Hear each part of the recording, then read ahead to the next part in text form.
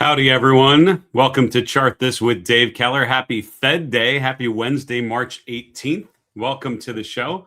My name is Dave Keller, and thank you so much for joining me here on today's show from a beautifully rainy and overcast day here in Redmond, Washington. I tell you what, having lived in the Seattle area now, 6.5 years, something happens to your brain after you're here for a little while and you start really liking rainy days. The rest of my family does not understand that. They're all in the Midwest and the Southeast. But boy, it happens and I'm loving it. We're enjoying the week here. It's very comfortable, very nice. And we're all happy about it. Hope you guys are doing well, dealing with whatever weather and other conditions you have around you. Speaking of ugly weather, the markets took a pretty vicious downturn, I would say. I'm not feeling risk-on vibes. I'm not feeling bullishness as we go into the close here, as we sort of limp or fall into the close, I guess, is as we would call it. This is one of those Fed days when the market was relatively quiet in the afternoon. We sort of sold off in the first hour of trading or so. But from 2 p.m. Eastern on, it was pretty much down and nothing but down. This is one of those, you ever watch like a football game or something where you just want the end of the game to happen? It's like you just know it's not the only way this is going to, we just need to like call time and move on to something else, get in the locker room and just wait for tomorrow's game kind of thing. I feel like that's where we're at going into the close. If the market had been open another hour, we'd be down another 30, 40 points is how it sort of felt. With that in mind, let's sort of lick our wounds and take assessment of what happened here coming out of this Fed meeting. What did we learn? The answer is, I would argue, not a ton. The potential implications of events in the Middle East certainly confirmed as being very real. As we are getting news from the Fed, we're also getting news from the Middle East of additional strikes and additional targeting and all of that. And so, the pressure on crude oil prices is there. The pressure on risk assets is happening. Precious metals coming down, cryptocurrencies coming down, a lot of things moving down, but not everything. Hey, the VIX is moving higher. So we'll talk about that along with certain areas of the market where we are still seeing some green. We've got Micron earnings after the close here, which appeared to be pretty good. We'll see what's actually happening to that stock in the aftermarket. All right, here's what happened today. It was not great. So the S&P opened weaker. The S&P closed weaker. In the middle of the day, it sort of paused, waiting for that Fed meeting. But from the moment the announcement happened, through the press conference and all the way, a lot of times we'll have like some big volatility and you'll see some like up and down swings during the Q&A. Today, it was just kind of all negative, I would say. I mean, little blips, but not much. So the S&P finished down 1.4%, 66.25 or so. The NASDAQ composite down 1.5%. The Dow down the most, down 1.6%. Mid caps and small caps all in the red. The S&P 400 mid-cap index is your best performer, only down 0.9%. So day like today is a friendly reminder what the VIX is actually measuring, right? The VIX is measuring volatility in the S&P index options market. The value of the VIX is essentially what the index options market is telling you about expectations for movements in the S&P 500. And so a VIX up in the mid-20s basically tells us we should be expecting swings greater than 1% to the upside and or the downside on any given trading day. And that's pretty much what we're experiencing today. I would argue that the movement we saw today with the S&P and the NASDAQ down about 1.25%, 1.5%, that's about what a VIX around 25 would imply if you think about the actual math behind the indicator. So as the S&P sold off starting at 2 p.m. Eastern, volatility starts to rise. In this case, is one of those classic periods where rising volatility is because of rising anxiety, rising uncertainty, rising fear, as we like to describe the VIX as a fear gauge in the financial media. And so we basically finished at the highs of the day, up around 25. Interest rates spiked higher because both stocks and bonds sold off after the Fed meeting, or really after the Fed announcement. Here we can see the TLT starting around 2:30 p.m. Eastern started to rotate lower. So that was during like sort of the press conference period. Big rotation lower in the TLT. So that's bond prices. Here we can look at $TNX, which is the 10-year Treasury yield. You can see the spike higher. And as a reminder, because I randomly get questions on this, these indexes that I track, I've used these for years because they're real-time indexes that come from the CBOE. And so they're pretty great data, pretty widely available. Just remember that they're quoted 10 times the actual value. So 42.59 means 4.259% as the yield on the current 10-year Treasury bond. So the 10-year yield pushing higher, just above 4.25 at the close. The long bond yield approaching 4.9%, the 5-year point getting up to 3.9% almost. So rates starting to push a bit higher. I did grab the chart of the 10-year just so we can see what today's move means within the context of more than 2 days. So we'll draw a little bit more on that. Dollar continuing to strengthen here, and that's been one of the general trends we've started to observe this week, and we're getting continue to see a push higher in the dollar going into today's equity market close. Looking at the commodity space, metals lower. You've got industrial metals like copper down 4.4%, gold and silver both down pretty big as well. The chart of gold looking less okay. I'll be honest with you, right? We talked about some of those levels to watch, moving averages to watch. Those levels are all being broken. I did grab a chart of the GLD to go through with you and just kind of update some of the levels that we're watching on there. As I've mentioned many times, I've got a pretty decent position built up in gold. Days like today and with the chart as we're looking at make me start to rethink how much exposure I want in gold at the particular moment. Seems like it's still a pretty good place to hide out if you're concerned about equities, which I would describe myself as having a healthy skepticism on market conditions right about now. So we'll see, right? Crude oil prices, by the way, natural gas prices, gasoline, all pushing higher and accelerating higher into the close. So, obviously part of this is related to events in the Middle East for sure. We're seeing news come out through the course of the day. And the chart of crude oil, I would argue, is nothing but pretty bullish at this particular moment. A lot of movements, a lot of volatility, a lot of swings, but generally the trend has been positive. We had talked about Bitcoin going over 75,000 as being a pretty important level. We did trade above it yesterday before yesterday's equity trading sessions, kind of overnight U.S. like Eastern time. And so we really haven't gotten back above 75K, really haven't confirmed any break above there. And as equities sold off today, other risk assets, which with cryptocurrencies on that list, also in the red. So you can see all the top 10 coins on stock charts down a pretty decent clip here. Bitcoin currently down 3.5%. We're toying around 71,000 here over the last couple hours. Ether price is down even more, pushing just below 2,200. That's down from around 2,350, 2,300 during yesterday's show. So very much a risk-off move going into the close. Would a great result from Micron save this market anxiety? I can't imagine it would. I mean, this is one of those where Micron could still look pretty good. We'll see. And I haven't looked much at it. I did bring up the chart just to see what initially happened in the after hours. Looked like it wasn't going up to the degree I'm sure some will be hoping it will. But we'll take a look at that info together. All right, all 11 of the S&P sectors were in the red, and this kind of progressed through the course of the day. Even energy's down, right? So when you and this is one of the benefits of looking at charts and looking at a lot of different inputs, you can start to understand a little bit or start to make some assumptions about what's happening here. Crude oil prices were up pretty good today. Natural gas prices were up pretty good today. Those general moves should be good for the XLE, which is a bunch of integrated oil companies, a bunch of pipeline companies, a bunch of infrastructure, exploration and production. Like these are all companies that make money and make more money when crude oil is more expensive. But the XLE ended up getting dragged down by everything else. So I don't think this was energy's bearish. I would argue energy is probably the one part of this equity space that still looks pretty good, particularly because of that primary driver of the strength in crude oil prices. But and so energy was up earlier in the day, but ended up closing slightly below Tuesday's close. So energy is your top performer. Industrials and utilities were both down, but down less than 1%. The real pain from here is at the bottom. Look at all the consumer sectors at the bottom of the list. Consumer staples, the XLP down 2.4%. When we look at the heat map, you're going to see that there's a lot of red in the staples sector. There's a lot of red in all of the sectors, honestly, but in consumer staples in particular, these are charts that are starting to look pretty challenged. Consumer discretionary, the XLY down 2.3%.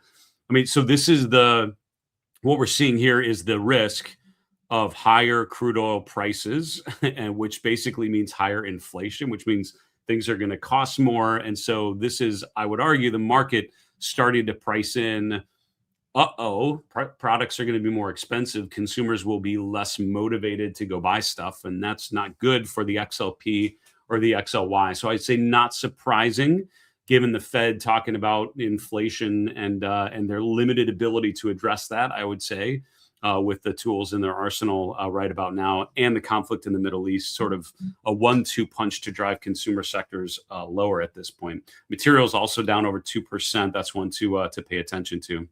The breadth went from okay to very much not okay going into the close. So at the top there, you can see the New York Composite Index, only 19% of the NYSE were up compared to 79% down.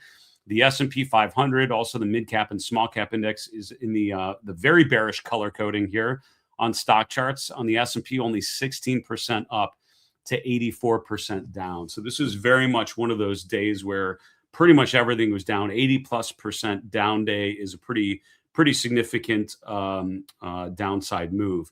Is this a capitulation? Like I wouldn't say at this point that would be a declaration I would be comfortable making. This feels more like distribution.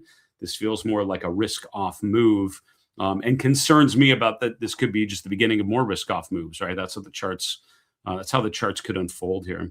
Looking at the Magnificent Seven, look at you, Netflix, not going down. And not going down on a day like today is a huge victory. And so let's celebrate that Netflix was actually up 0.4%. Excuse me, wasn't that good? Up 0.4%. So basically not down. NVIDIA, Broadcom, these are charts that are testing key support. NVIDIA was down just under 1%. But Broadcom, I mean, breaking back below the 200-day moving average today, I would say that's out of all these stocks, that's the one kind of actively testing and potentially breaking down through key support. Let's also note the worst performer was Amazon. And this is one that had a good bounce in mid-February to kind of early March and then kind of pulling back a little bit. It's not a, broken short-term trend, but a day like today is sort of giving back some of those recent gains. I think that's it. If you like the color red, we had green yesterday for St. Patrick's Day. It's more of a red day today. So we'll look at the heat map. As a reminder, we're live streaming on Facebook, LinkedIn, YouTube, and X. We've received some really great feedback from a number of you about the live stream. I'm happy to get back to doing this. Miss doing it, enjoying it a great deal. And I appreciate your support and your questions and making it active and interactive, really. Any of those platforms, if you're watching this live stream, you can ask questions. Just use the comment section on any of those platforms. I can see it through the platform on which I'm streaming. If you're watching the replay on our YouTube channel later today or overnight, thanks for watching. And just use the comment section on our YouTube channel. I promise you, I read today every question that comes in, every comment that comes in, just to review what you guys are thinking about and mentioning. And I'll hand select some of those great questions for our next mailbag episode, set for Friday of this week. All right. So on a day like today, the default is down, right? And so we can see that with all the red around this heat map. But if you sort of get over the initial shock of what's happening on today's heat map, you will notice there are some pockets of green. There are some names that were going up. I've often found, and going back to when I was first learning about market analysis and technical analysis, I realized the benefits of looking for charts that were bucking the trend, right? If everything's down, what was actually not down today? If everything's up, what was actually lagging? Because I was taught a rising tide lifts all boats. I was taught 80% of the movement is the broad market. And then there's a little bit that's based on the individual company. I don't know if I agree with all those percentages, but it was a reminder that, look, some things are going to do something different. And that can often be a really telling pattern if you see that disagreement. So quickly, just to highlight, because most things were kind of down today. I mean, note that in technology, outperforming, right? Not down as much as some of the other sectors. And obviously we have Micron going into earnings this week with arguably one of the more bullish. I don't know if I could find a more constructive chart than Micron going into today's close, given that bull flag pattern and the positive resolution. I mean, that's like a textbook bull flag setup. If you've read about that indicator, this is a great one to study because I think it checks all the boxes in terms of that classic structure of the pattern. But there are other charts that are actually doing okay today. I'll highlight things like AMD. Now, AMD is not a great chart, and that's what concerns me, right? Like Intel is not a great chart. They're okay. They're not breaking down. They're not in a primary downtrend like some of the other ones are. I wouldn't say they are my favorite charts. Arista Networks really has been going sideways for the longest period of time. So the things that are leading today are not necessarily great charts. They're just ones that aren't going down while everything else is. Sienna is probably a notable exception to that. I was actually checking out EPS Momentum, a platform I've been mentioning on the show this week, and running through some of the scans, and Sienna popped up immediately when I was looking at price momentum. So I was spending some time looking at the price to earnings relationship, and another 52-week high yet again this week. So there are some charts in there that are starting to that are doing quite well and holding on to their recent gains. The storage names like Western Digital and Seagate both pulling back after having some pretty good rallies earlier this week. Elsewhere, I think just charts to note. Obviously, the consumer sectors, both consumer discretionary right in the middle, consumer staples in the upper right. All of these are starting to struggle. Like McDonald's, if you're looking for a chart that kind of shows you how the market changed from February to March, and whoever mentioned you're looking for some great candlesticks. Here we go. Here's the first one. There's your just class. I mean, McDonald's is this awesome example of a bearish engulfing pattern happening right at the peak. There was another one back here in February, right? Bullish engulfing patterns where you have an uptrend, big up day, big down day. Day two's open to close range engulfs day one's open to two range. Once you get an idea, once you have that in your brain about what that pattern looks like, it's hard not to see it. And this is what I love about candle charts. I'm often asked about, why I don't use candle charts more often. Maybe I should. I think what happens is I look at so many longer term charts, the candles just kind of get in the way. But I often refer to the candle chart when I'm trying to do a little deeper analysis on a particular stock. And what's great about candle patterns like the bullish and bearish engulfing patterns, like the hammer candle or the shooting star candle, and some of the other ones we've talked about on the show, once you see them, it's like you can't unsee them, right? You can't miss them. And that's what I love about some of those patterns. It almost jumps off the screen at you. So classic topping patterns suggesting a blow off top. And so far that's been proven right. What happens now for McDonald's, I mean, look at the difference from the strength in January and February. In January, February, lights out uptrend, overbought in a good way, moving averages in the proper order, relative strength going up. It's all good. And then everything changed in the month of March. And so, I mean, that calendar flip from December to January made a lot of changes in a lot of charts. There's a bullish engulfing pattern, by the way, at the low in first week in January. So a lot of charts had a big reversal in December into January, which McDonald's definitely did, but then a complete change of character from February to March. And that's what's happened, that the market has felt different, right? If it's not just you, if you're feeling like, wow, things are feeling very different and often not in good ways, it's not just you. A lot of stocks kind of pulled a McDonald's and were looking very good going into late February and then just completely turned and went lower. And what that tells you when stocks are working and then they just stop, it could be a lot of things. But for me, I think it also represents, broader risk off sentiment, right? Risk aversion, right? People are just not looking to put money at work necessarily. So charts like McDonald's, and I don't want to just pick on the consumer discretionary sector, but like Starbucks, for example, breaking down below its 50-day moving average, down about 5%. I mean, given what we're hearing about events in the Middle East, given, talking about inflation today with Chair Powell, this is what I would argue this is what happens with consumer names when investors start to think that higher prices are going to be a reality. Starbucks sells stuff that uses stuff that comes from somewhere else, right? They have to bring a bunch of stuff to one of the 8 kajillion Starbucks, stores around the world. And so it's just going to cost more, right? Fuel alone is just going to be more expensive to get your $8 latte. And so Starbucks starting to feel some pain there as well. I don't want to go through all the consumer staples charts because we've talked about these, but there have been a number of consumer staples names that have not looked particularly good. I'm concerned about the ones that did look good, and very similar to McDonald's. Look at Altria Group, which is one of the tobacco names, of course. Strong January, strong February. It's making a new 52-week high at the end of February. We flipped the calendar to March. It's going down. Bounced a bit last week, but now rotating back lower, testing the 50-day moving average. So we're seeing a lot of that kind of downside rotation in consumer names. And, the good news is if there would be some sort of resolution to the conflict, maybe the impact is limited, but the market's now telling you investors are pricing in more of a prolonged impact on some of these names. So all around consumer, I think I've covered that plenty. I don't want to do it anymore. On the bottom right corner, I just want to highlight the material sector. The commodities generally moving lower. We saw that the energy space, obviously crude oil, natural gas doing great today, but it's the precious metals that we're all struggling. So mining stocks are feeling the pinch. You can see Freeport-McMoRan, FCX down 4.5%. Here's Newmont Mining down 4%. Chart of Newmont. There's a famous Jesse Livermore quote: "There's time to go long, time to go short, time to go fishing." Right? Time to go long, I would argue, right, is one. You think of it as like a primary uptrend: higher highs, higher lows.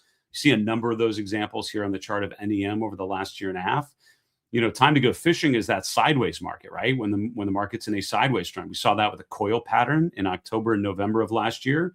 You saw that more recently with what I would just describe as a basing pattern, a sideways pattern of equal highs and equal lows. And so with that kind of pattern, you wait to see which way the pattern resolves, and it's starting to look like Newmont Mining is resolving that pattern to the downside. We've broken down through the 50-day moving average. We've now broken down through the swing low from early February.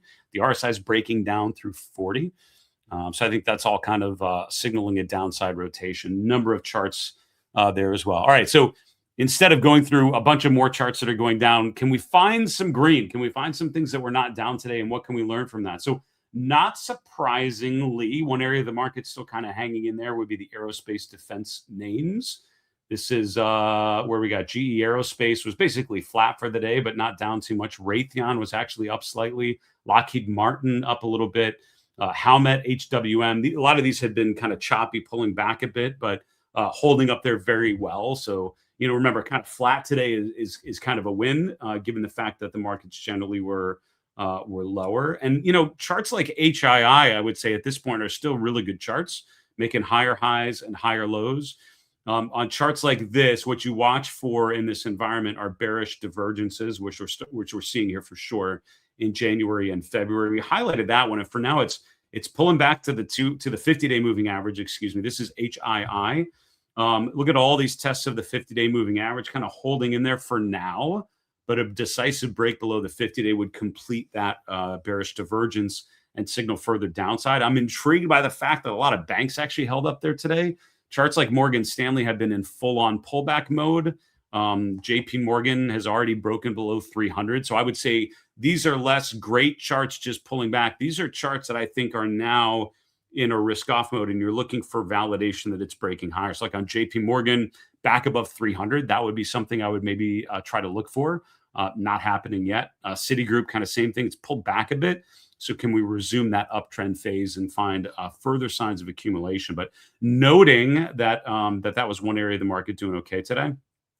The energy sector, of course, doing a little bit better. The XLE was slightly lower, but you can see charts like ConocoPhillips were up today. So a number of these stocks still making new 52-week highs, in a lot of cases new all-time highs, given the strength in crude oil prices. That trade, which we've certainly been focusing on, remains fairly strong.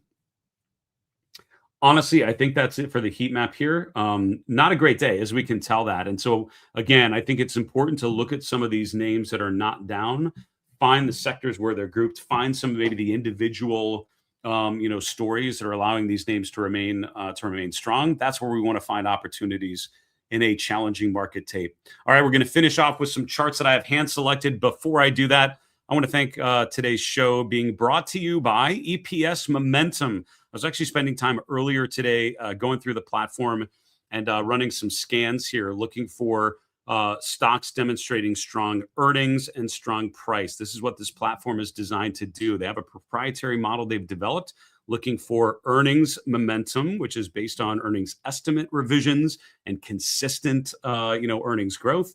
And then price momentum, using some pretty good price momentum factors, things like average true range and relative strength, and just looking for strong performance. So it's trying to look at that marriage between strong companies and strong charts, right? Strong earnings growth and strong price momentum. You can find more information about this new platform at marketmisbehavior.com/EPS.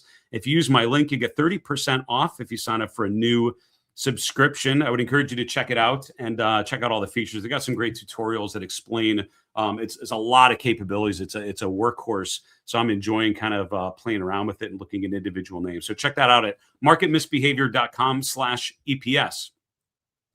Also want to remind you, we've got a webcast coming up tomorrow. It's free, so why not join?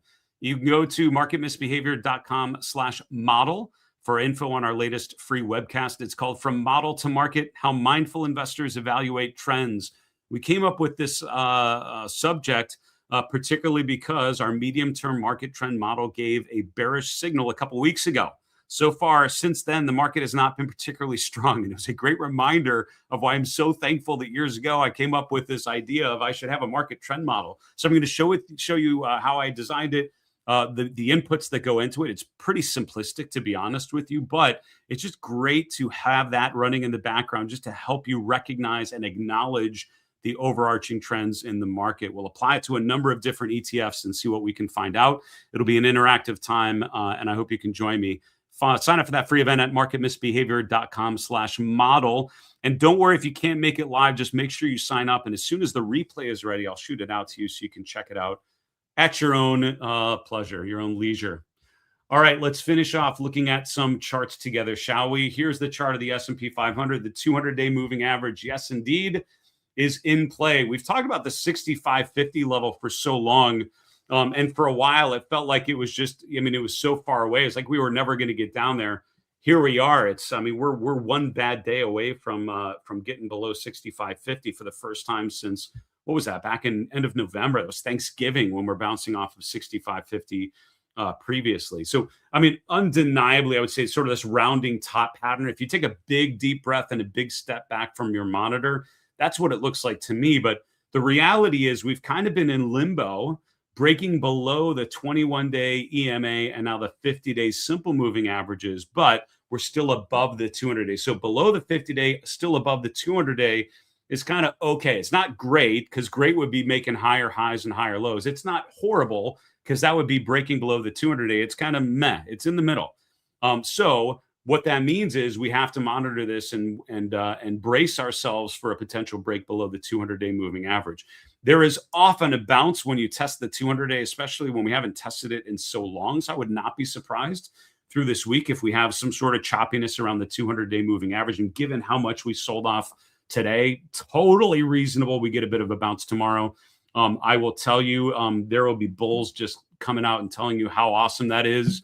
I would caution you to draw long-term conclusions from short-term data. This is why we focus on levels and signals and patterns and not on what happens one day.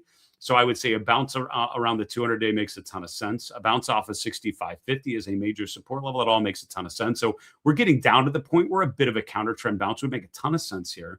The problem is if that doesn't hold, that could signal much further deterioration. As promised, I'm acknowledging here the fact that the momentum has gotten quite weaker here in the last couple of weeks. The RSI is now spending most of the time below 40, and that's really more consistent with a bear market phase than a bull market phase.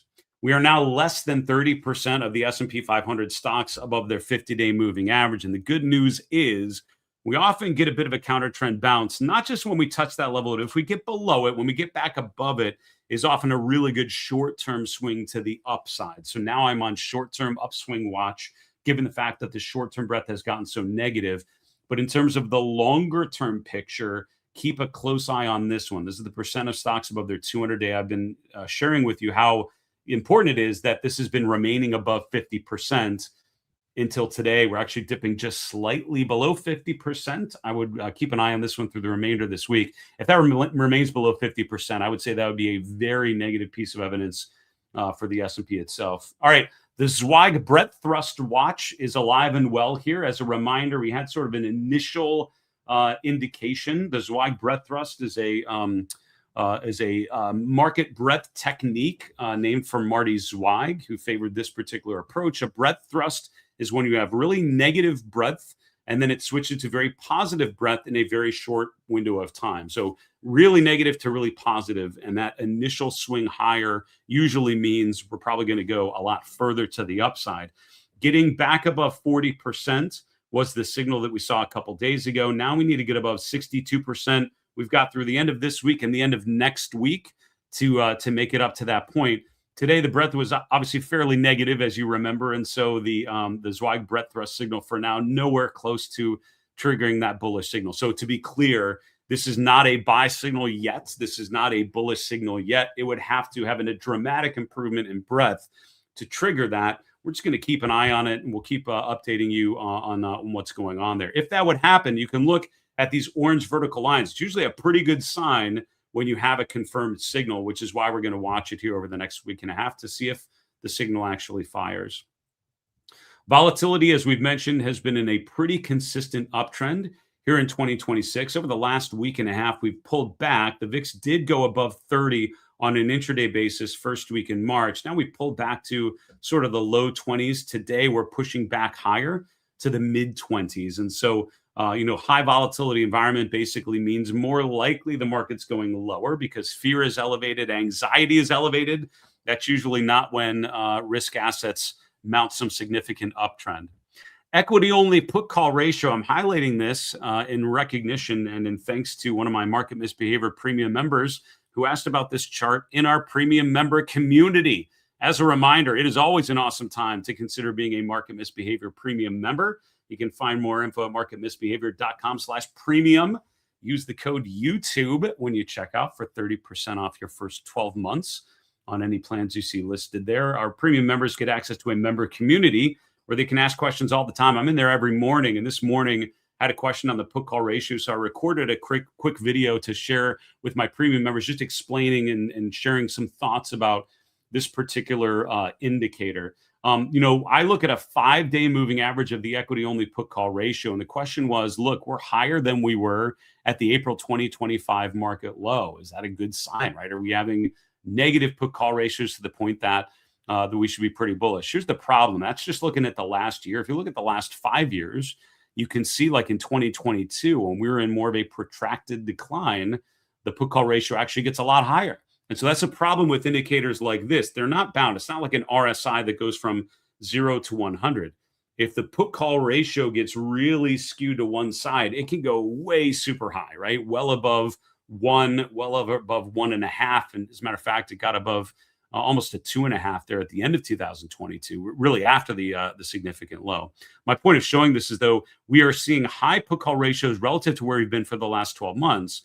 But if you look back for the last couple of years, in a bear market phase, the put call ratio has often gotten a lot higher than this. So I do think it's an important indicator to watch, but I wouldn't consider this a big bullish indicator yet, because this is exactly what it looks like before things get a lot worse. If you look back at the last 2 years, this is about the level we've been in. We haven't gotten any further down than that, right? These have been the major lows in 2024 and in 2025. So very much an important move and an important chart to watch. I would argue not at a real bullish inflection point just yet. All right, rates are moving back higher. So far this week, going into today's Fed announcement, we had rates coming down as bonds were rallying along with stocks. As we can see earlier in the market recap, stocks selling off today, bonds selling off today. That's pushing rates higher. We're back just above 4.25%. We talked about how higher rates in March, I would say, are sort of alluding to investors being concerned about inflationary pressures. I think that was the story today, and rates sort of continuing that trend of higher rates appears to be the direction until further notice. Gold is breaking down here a bit and starting to look like more than a bit. We've been highlighting this Fibonacci level around 450 to 455. That's a 38.2% retracement level. That's a short-term Fibonacci level. Also the 50-day moving average, which was around 455. Today, we closed below both of those. I would say in the short term, this is definitely telling us gold is now in a pullback phase of some sort. The question is how long and how significant that pullback might be. A couple things to think about. I mean, one of the things we could do is look at some longer term Fibonacci levels, right, and look at a little bit further time frame. We can also look down to some previous levels of support. One of the things we shared earlier this week is if we would break that level, we'd immediately be looking down to that swing low from early February, also a 61.8% retracement. around 417. So that'd be our next short-term downside target. The momentum's still kind of hanging in there, but it's not been going well so far this week. And so definitely getting a risk off 5. Gold is usually thought of as a great hedge for inflation, not playing out right about now. All right, a couple individual stocks, and I'll take a question or so, and then we'll call it because we're going long on the show again here. WSM is a chart that looked really good earlier in the day. I wanted to highlight 2 charts where looking at the chart midday gave you one sense, but if you wait to the close, you can see it did not follow through. WSM was above its 200-day earlier in the morning session. By the afternoon, we closed back below it. That actually shows you, I think, tells you a lot about risk appetite in the consumer space. We went from a pretty good breakout to one that was more hesitating, now still testing support yet again. KLAC, we highlighted this coil pattern trading above the upper boundary. So I was all ready to share this as a great breakout candidate, but we actually closed right back to that level. So you're definitely getting those false breakouts today. Fake outs, as Floyd, you just mentioned on our YouTube channel. 100% agree. And so I think that tells you something about the individual stocks. I think it more tells you about the broader appetite of investors to be putting chips on the table. This is telling you investors are kind of getting their chips together and cashing out.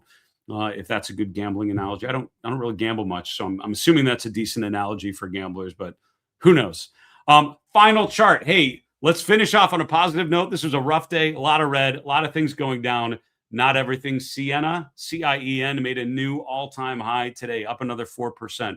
Friendly reminder, strong charts tend to get stronger. Friendly reminder, regardless of whether you think the world is crumbling around you as an investor, there is always some chart somewhere breaking out. So make sure you use the technical analysis toolkit to find those opportunities.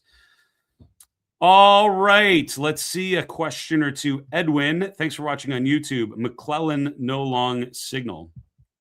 Let's take a look, shall we? I'm thinking you're talking about the McClellan oscillator. I didn't look at it after the market was closed. And then I also want to look at Micron's post-market action because I saw a question on that and I neglected to show it. Right, so the McClellan oscillator is a short-term breadth indicator. Yeah, so the McClellan oscillator here is actually, has been below 0 for the month of March. And what was interesting is going into, this isn't updated for today just yet, but going into today's close, the McClellan oscillator was going back toward the 0 level. And it certainly felt like that could be a really bullish short-term signal, right? I mean, looking for a tradable low type of move. Given how bad the breadth was today, this indicator is most likely going to rotate lower pretty aggressively. And so I would agree. I mean, at this point, still not a great sign just yet. Someone had mentioned about Micron, and I did look at the simple summary.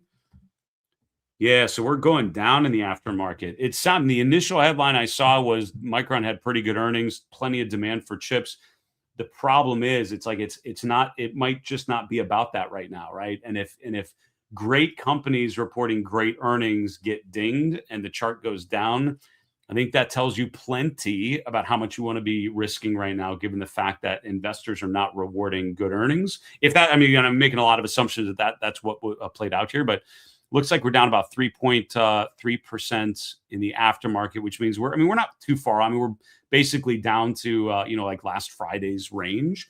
But not going out, right? I mean, a great company with blowout earnings should be gapping higher, and you should have a ton of people wanting to take a shot at it. That's not what we're seeing so far in the aftermarket. We'll see what happens with tomorrow's open and see if we get some sort of follow through. But yeah, great companies reporting great earnings and not going up. I think that tells you a lot about the risk appetite, and it is risk aversion right about now. Folks, that'll do it for today. Thanks so much for joining me today on the show. Thanks so much to those of you tuning in live and asking some great questions. Please keep them coming. And if you're watching our YouTube channel later and watching the replay, just use the comment section on our YouTube channel to share your question. We'll hand select some of those to consider for our mailbag episode on Friday. For now, I'll say have a wonderful evening. Be well, stay safe, and remember, it's always a good time to own good charts. Take care, folks.